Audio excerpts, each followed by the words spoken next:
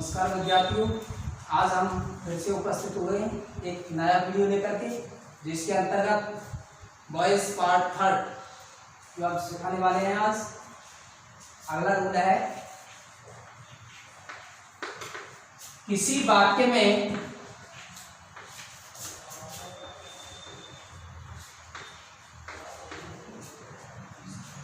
अकर्मक क्रिया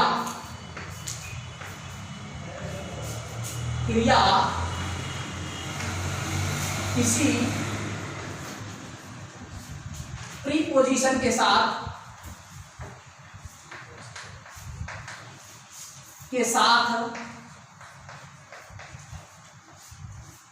लगकर सकर्मक का कार्य करे, सकर्मक का कार्य करे, तो पैसिव बनाते समय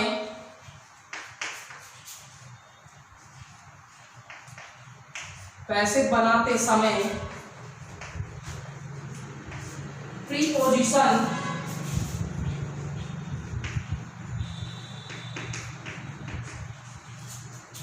मेन वर्ब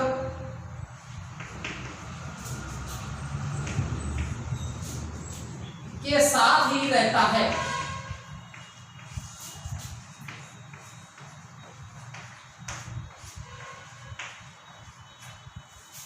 देखिए कैसे होता है। मोहन laughs at me, ये हो गया। ये लाफ क्या है? इंट्रांजिटिव वर्ब, अकर्मक क्रिया होती है। जब इसके साथ ये प्रीपोजिशन लग गया तो ये सकर्मक हो गई, और सकर्मक हो जाने पर इसमें क्या हो गया? कर्म का प्रयोग हो गया। जब इसको हम क्या है पैसिव वॉइस बनाएंगे तो जो ये प्रीपोजिशन एट दे रखा होता है, ये मेन वर्ब की थर्ड फॉर्म के तुरंत बाद ही लिखा जाता है। फिर उसके बाद में बाई लगा करके सब्जेक्ट को ऑब्जेक्ट बनाकर जोड़ा जाता है। तो इसको सब्जेक्ट की जगह लगा देंगे ऑब्जेक्ट को, और सब्जेक्ट को ऑब्जेक्ट की जगह लगा देंगे। देखिए मी का क्या हो जाएगा? आई। क्रिया की फर्स्ट फॉर्म दे रखी है, उसमें एस दे रखा है, अर्थात प्रेजेंट सिंपल टेंस। तो क्या हो जाएगी? साइड क्रिया इज आर एम, और क्रिया की थर्ड फॉर्म तो आई के साथ एम लग जाएगा। लाफ की थर्ड फॉर्म लाफ। एट जो प्रीपोजिशन दे रखा है वो तुरंत बाद आ जाएगा एट, फिर बाई लगाएंगे और कर्ता को कर्म बना के लिख देंगे मोहन। ठीक है, करिए नेक्स्ट।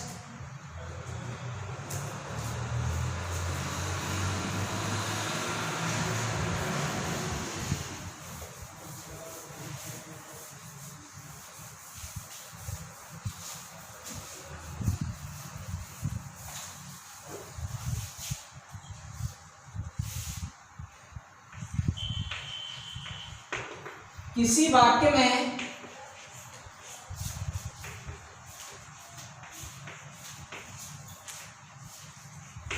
दो वाक्य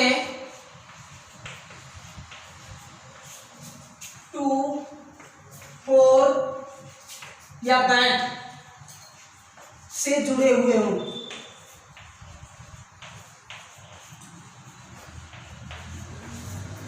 टू, फोर या दैट से जुड़े हुए हों, तो पैसिव बनाते समय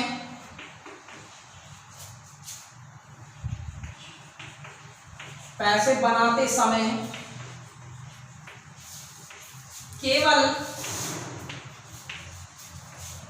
पहले वाक्य को टू, फोर या दैट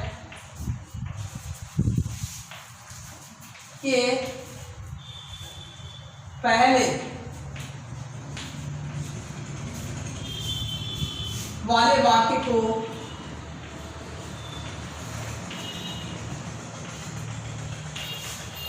ही पैसिव बनाते हैं।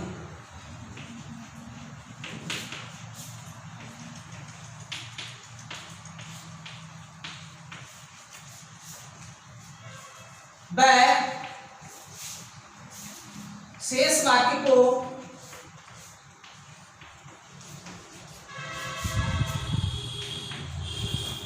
जोड़ देते हैं।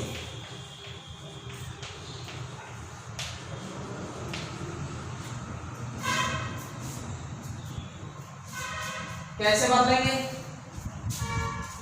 People speak English all over the world.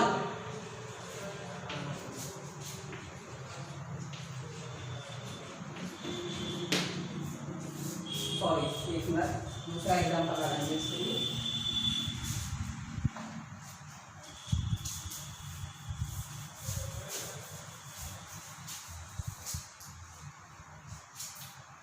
Someone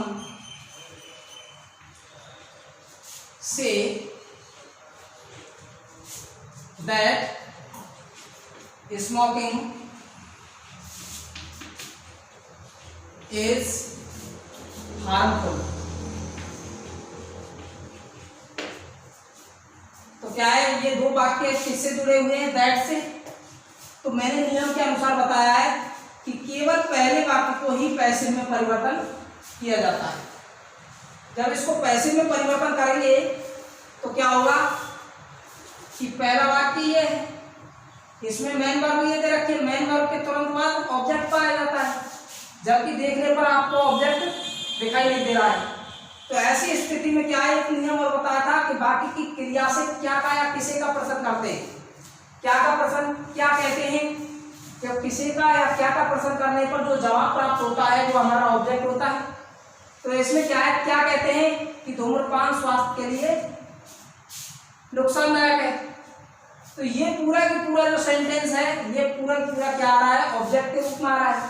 अब इस पूरे सेंटेंस को हम क्या है, सब्जेक्ट के रूप में नहीं लिख सकते।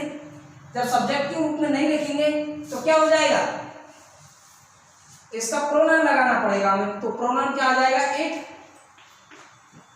क्रिया की फर्स्ट फॉर्म में एस दे रखा है, तो शायद क्रिया इज आ रहा है में से लगेगी तो इज आ जाएगी। से की थर्ड फॉर्म सेड, ऐसे आईडी बाई लगा करके संबंध को लिखते नहीं है। शेष वाक्य बचा है that smoking is harmful.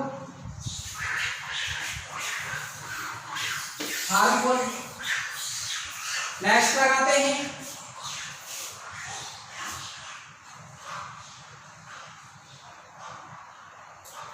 people say that walking on the road is bad। Bad या डेंजरस जो भी लगाना चाहो। तो ये क्या होगा, दैट से जुड़ रहा है ये भी। तो इससे पहला वाला वाक्य है, इसको लगाएंगे, क्या हो जाएगा, वही लगाएंगे। ऑब्जेक्टिव रूप में पूरा सेंटेंस आ रहा है, इट से शुरुआत होगी। सहायक क्रिया क्या लगाएंगे, फर्स्ट फॉर्म दे रखी है तो जा रहे हैं इज। से की थर्ड फॉर्म सेड, बाई लगा करके पीपल को नहीं लिखेंगे। दैट लगाया, शेष बचे लिख देंगे walking on the road is bad. इस तरह से ठीक है भाई।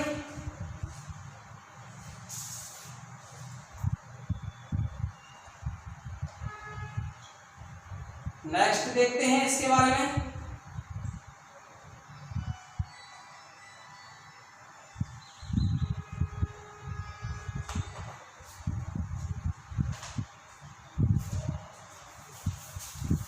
नेक्स्ट एग्जांपल देखिए,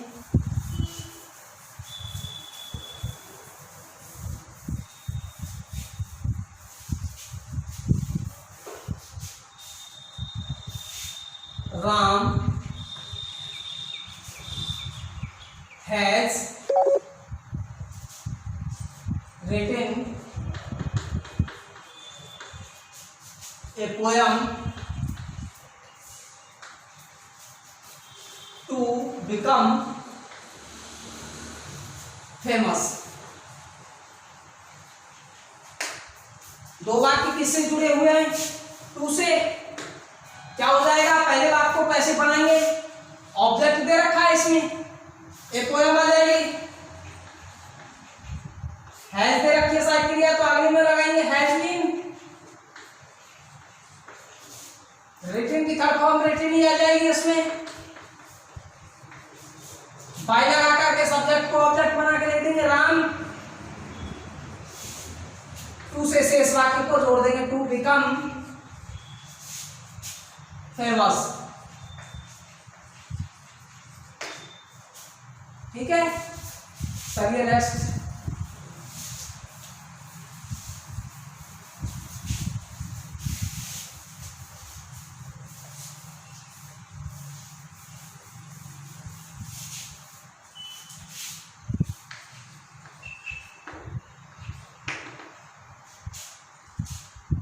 किसी वाक्य में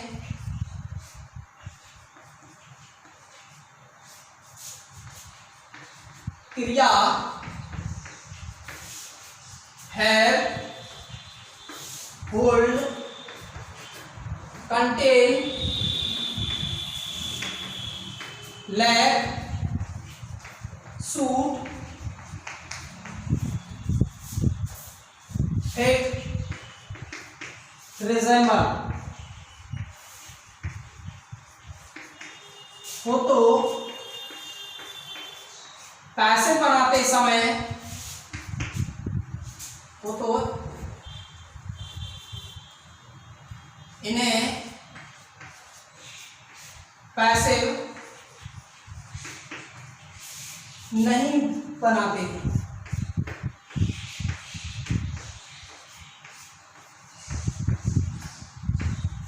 क्या दे रखा होता है कि किसी वाक्य में क्रिया have, hold, contain, lack, suit, hate, resemble, ये क्रियाएं जब दे रखी होती हैं तो इनको क्या करते हैं? पैसे बदलते समय पैसे परिवर्तन नहीं होता है।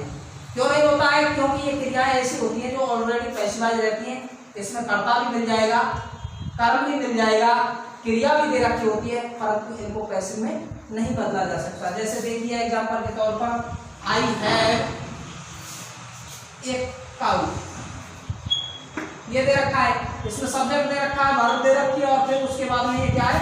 ऑब्जेक्ट भी दे रखा है, परंतु इसको क्या पैसे में नहीं बदला जा सकता, तो इसके लिए बोल देंगे नो पैसे।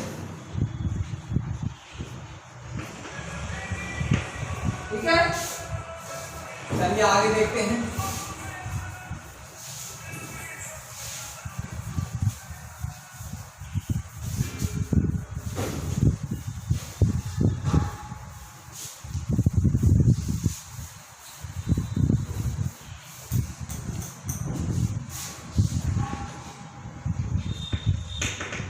किसी वाक्य में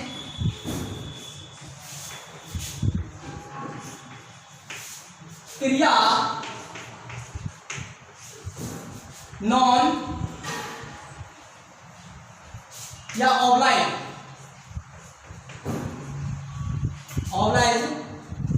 हो तो पैसे बनाते समय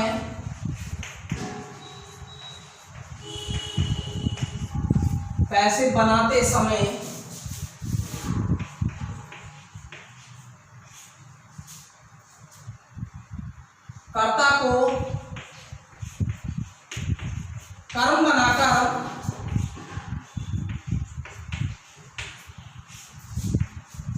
बाई के बजाय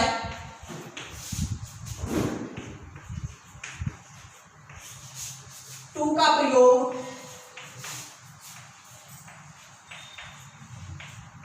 प्रयोग करते हैं।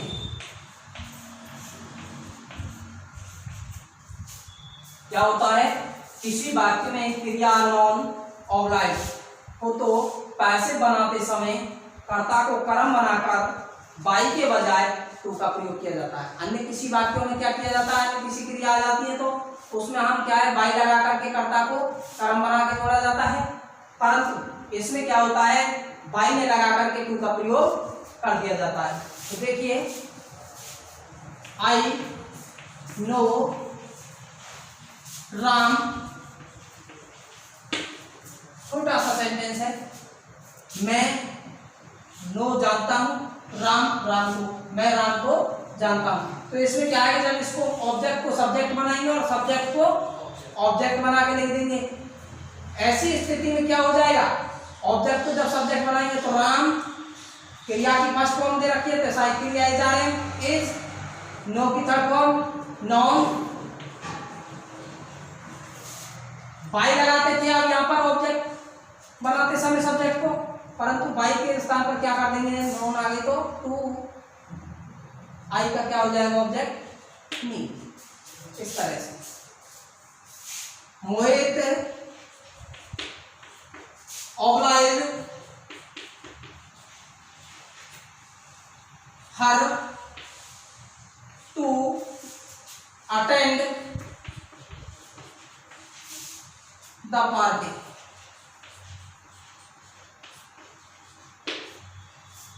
क्या हो जाएगा, ऑब्जेक्ट दे रखा है हर, ये सब वर्ब है और ये सब्जेक्ट हो गया, तो इस ऑब्जेक्ट को सब्जेक्ट बना के लिखेंगे सी, ऑब्लाइज सेकंड फॉर्म दे रखी है तो was,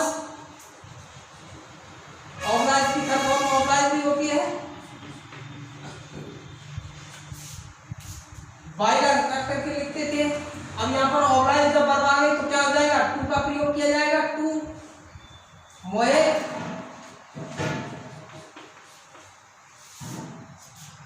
to attend the party.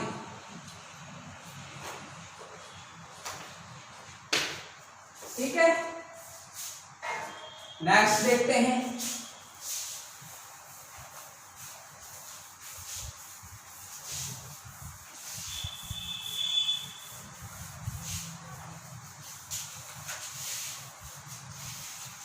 किसी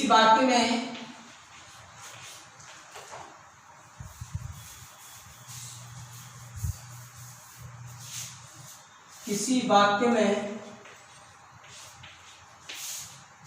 क्रिया प्लीज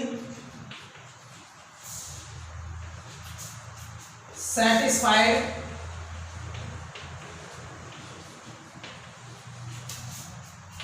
dissatisfied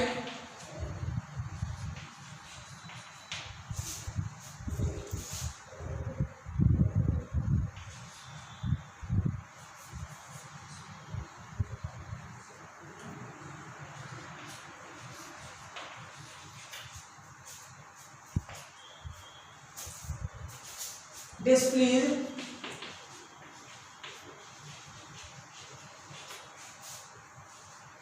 लाइन आती हो तो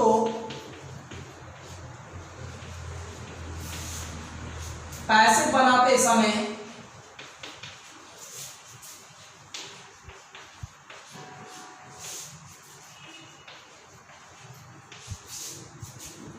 वाक्य को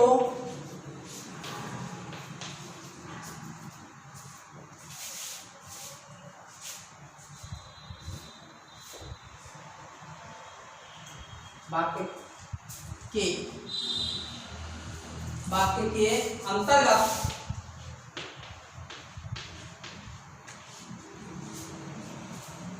बाई के बजाय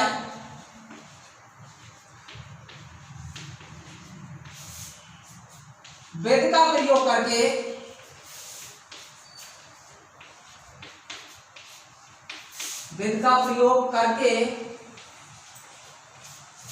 कर्ता को कर्म बनाकर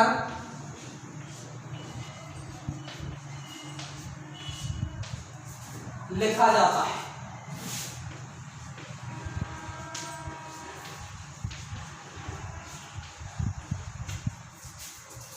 क्या होता है, किसी वाक्य में क्रिया please, satisfied, dissatisfied, displease, line आदि हो तो पैसे बनाते समय वाक्य के अंतर्गत बाई के बजाय विद का प्रयोग करके कर्ता को कर्म बनाकर लिखा जाता है।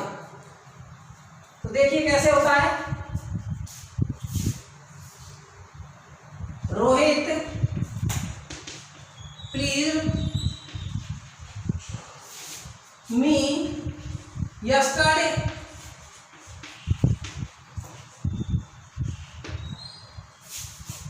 ये कर्ता दे रखा है, ये क्रिया है और ये कर्म हो गया, ये एडवर्ब क्रिया विशेषण हो गया। तो ये क्या है, मी दे रखा है, मी को सब्जेक्ट बनाएंगे, आई हो गया। प्लीज जब सेकंड फॉर्म दे रखी है तो सेकंड फॉर्म के अनुसार क्या हो जाएगा, सहायक क्रिया वाज वर्ब और क्रिया की थर्ड फॉर्म, तो आई के साथ वाज लगा देंगे, वाज प्लीज।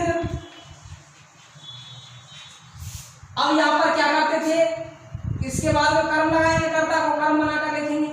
तो ये जो बाई रोहित लगाते थे पहले, अब इसमें बाई के स्थान पर क्या करेंगे, विद का प्रयोग कर देंगे, विद रोहित, इस तरह से।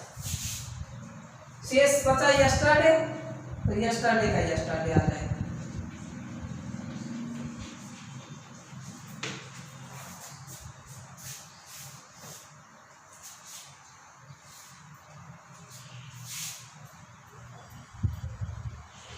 Neeraj satisfied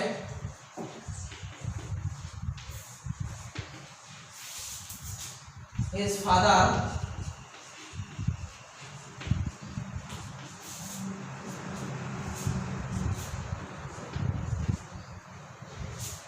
in his life।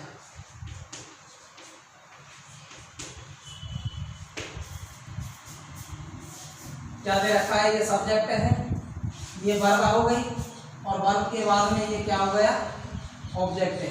आगे इन प्रीपोजिशन दे रखा है तो इसका मतलब ये ऑब्जेक्ट का भाग नहीं, तो ये क्या हो जाएगा, सब्जेक्ट बना के लिखेंगे, हिज फादर।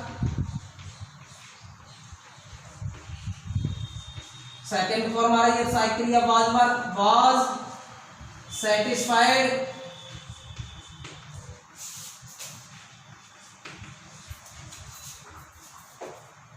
बाई लगाते थे, सेटिस्फाइड जब आ गया तो उसके बाद में क्या हो जाएगा, विद का प्रयोग। कर्ता क्या दे रखा है, Neeraj, Neeraj in his life, his life, इस प्रकार से। चलिए नेक्स्ट देखते हैं।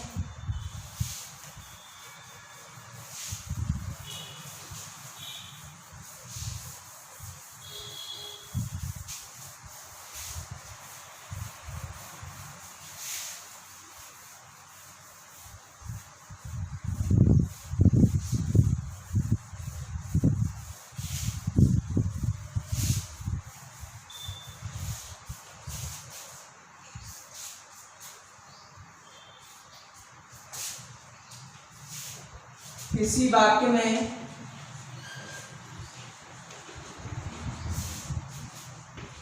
क्रिया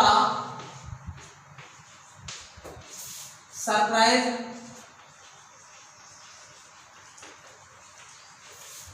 एस्टोनिश,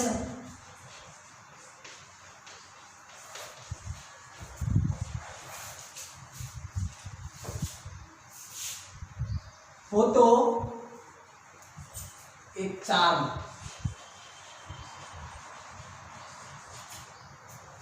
हो तो पैसे बनाते समय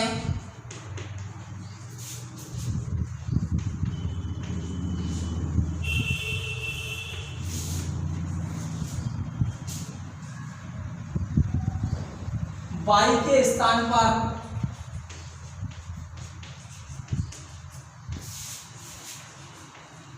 एट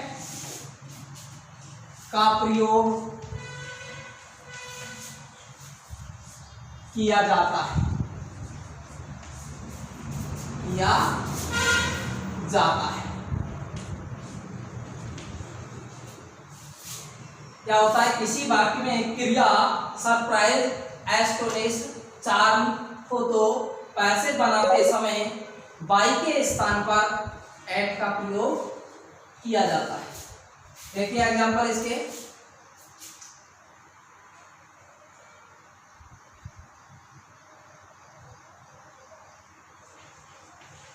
मोहन सरप्राइज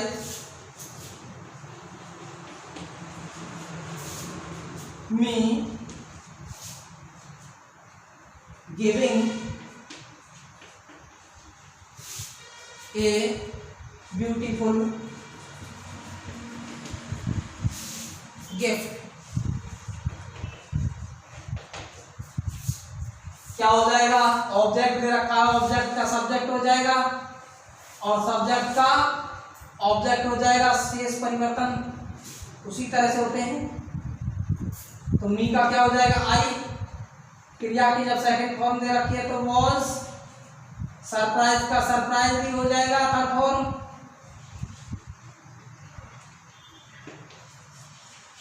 सरप्राइज, अब उसमें बाई लगाते थे, बाई के बजाय क्या लगा देंगे, एट मोहन। शेष बचा उसको ले देंगे गिविंग ए ब्यूटीफुल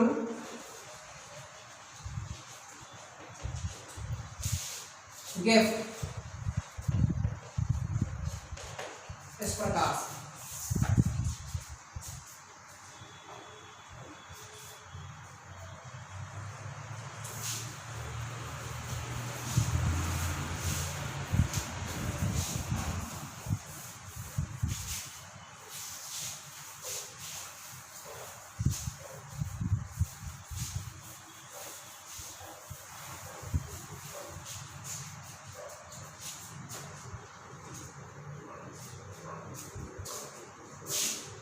देखिए नेक्स्ट एग्जांपल,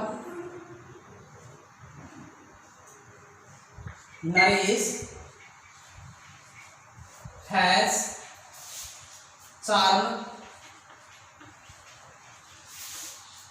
हिज पेरेंट्स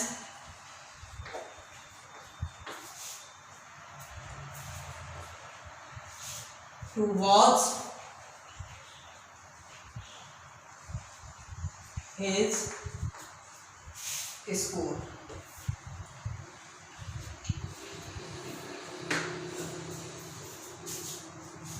क्या हो जाएगा, ये सब्जेक्ट दे रखा है, ये वर्ब दे रखी है, ये मेन वर्ब है और ये ऑब्जेक्ट पाया जा रहा है। तो his parents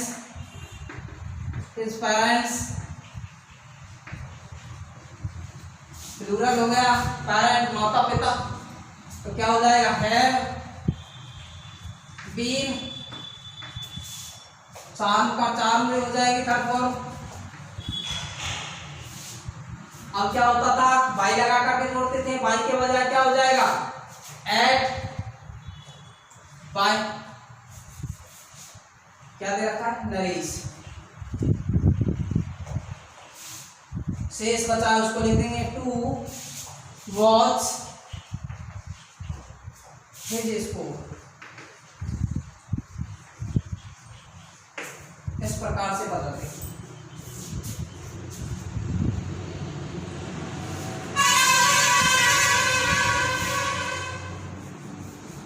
चलिए ऐसा टॉपिक पूरा हो गया। अगला नंबर आता है interrogative sentence. Interrogative sentence,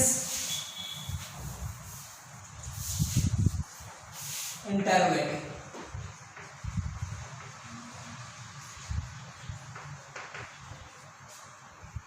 interrogative sentence जिसको प्रश्नवाचक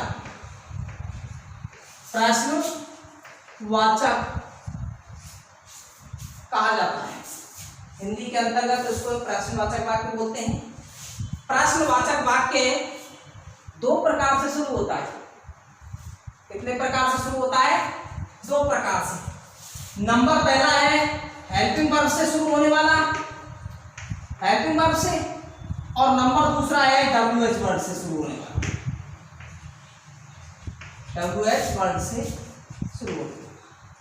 ये दोनों जो सेंटेंस होते हैं इनके अंत में एक प्रश्नवाचक चिन्ह जरूर दिया हुआ होता है। यदि प्रश्नवाचक चिन्ह दिया हुआ नहीं है, हेल्पिंग वर्ब से शुरू है या WH वर्ड से शुरू है, तो वो क्या है, अन्य दूसरा ही सेंटेंस होता है, उसको हम प्रश्नवाचक वाक्य नहीं कह सकते, इंटरोगेटिव सेंटेंस नहीं कह सकते। तो इसके अंतर्गत सबसे पहले हमें इसके पैटर्न को समझ लेना चाहिए कि हेल्पिंग वर्ब से और WH वर्ड से बनने वाला जो प्रश्नवाचक वाक्य होता है एक्टिव वॉइस के अंतर्गत, उसका जो पैसिव वॉइस होता है वो भी प्रश्नवाचक ही बनाया जाता है। तो नोट में डाल लेते हैं सबसे पहले कि प्रश्नवाचक वाक्य का पैसिव भी प्रश्नवाचक ही बनाया जाता है, बनाया जाता है। क्या होता है कि जब वाक्य प्रश्नवाचक दे रखा है, चाहे वो हेल्पिंग वर्ब से शुरू होने वाला हो या WH वर्ड से शुरू होने वाला, तो WH वर्ड से शुरू होगा तो पैसिव भी उसका WH वर्ड से शुरू होगा, और जब हेल्पिंग वर्ब से शुरू होने वाला होगा प्रश्नवाचक वाक्य, तो उसका पैसिव भी हेल्पिंग वर्ब से ही शुरू करना होगा। केवल परिवर्तन के रूप में क्या होता है कि सब्जेक्ट को ऑब्जेक्ट की जगह और ऑब्जेक्ट को सब्जेक्ट की जगह हेल्पिंग वर्ब परिवर्तन वाली बात थी, वो जब असर्टिव सेंटेंस में किया जाता था, ठीक उसी प्रकार से इसके अंतर्गत करते हैं। क्या होता है कि सबसे पहले हेल्पिंग वर्ब वाले की बात आती है, HV से शुरू होने वाले, रूल डाल देते हैं, HV से शुरू होने वाले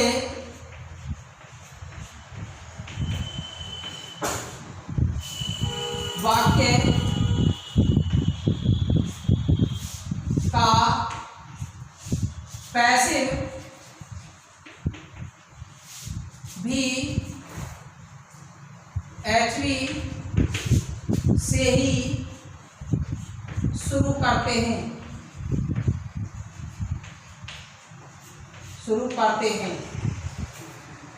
परिवर्तन के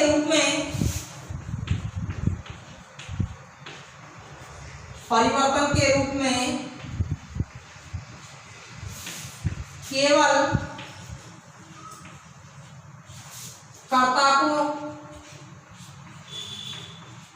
कर्म और कर्म को कर्ता की जगह पर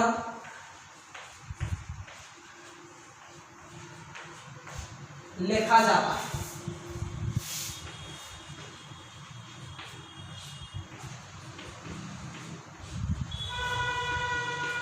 ठीक है भाई, क्या होता है कि जो हेल्पिंग वर्ब से शुरू होने वाला जो वाक्य होता है उसका जो पैसिव वॉइस होता है वो भी हेल्पिंग वर्ब से ही शुरू करते हैं, और जो परिवर्तन वाली बात आती है, परिवर्तन के रूप में केवल कर्ता को कर्म और कर्म को कर्ता की जगह पर लिखा जाता है। कैसे होता है देखिए, पैटर्न ध्यान रखिए इसका। सबसे पहले तो पैटर्न देखते हैं इसका। पैटर्न में क्या होता है, पैसिव पैटर्न में helping verb plus objective plus main verb की third form plus by plus subjective plus other, और अंत में प्रश्नवाचक चिन्ह। तो ये क्या होता है इस जगह पर, तो ऑब्जेक्ट का सब्जेक्ट बनाकर लिखते हैं और यहां पर सब्जेक्ट का ऑब्जेक्ट बना करके लिख देते हैं। इस तरह से परिवर्तन करते हैं और किसी भी प्रकार का परिवर्तन करने की कोई आवश्यकता नहीं होती है। सेंटेंस बनाते समय देखिए क्या होता है कि एग्जांपल देते हैं हम,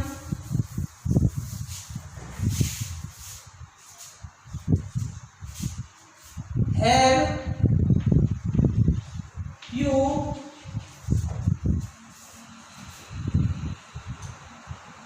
रीड ए नॉवेल,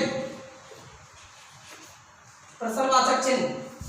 अब क्या है, इस ऑब्जेक्ट दे रखा है, इस ऑब्जेक्ट को सब्जेक्ट की जगह पर और सब्जेक्ट को ऑब्जेक्ट की जगह पर लिख देंगे। क्या हो जाएगा, साइकिल या हैव दे रखी है। अब यहाँ पर ये हैव तो लग रही है इस कर्ता के हिसाब से, जब उसमें क्या आएगा, ऑब्जेक्ट आएगा सब्जेक्ट के स्थान पर। तो जब ये ऑब्जेक्ट क्या है, ये तो आ रहा है बहुवचन का, वो एक वचन का हो जाएगा, तो इसके साथ क्या लग जाएगा, हैज,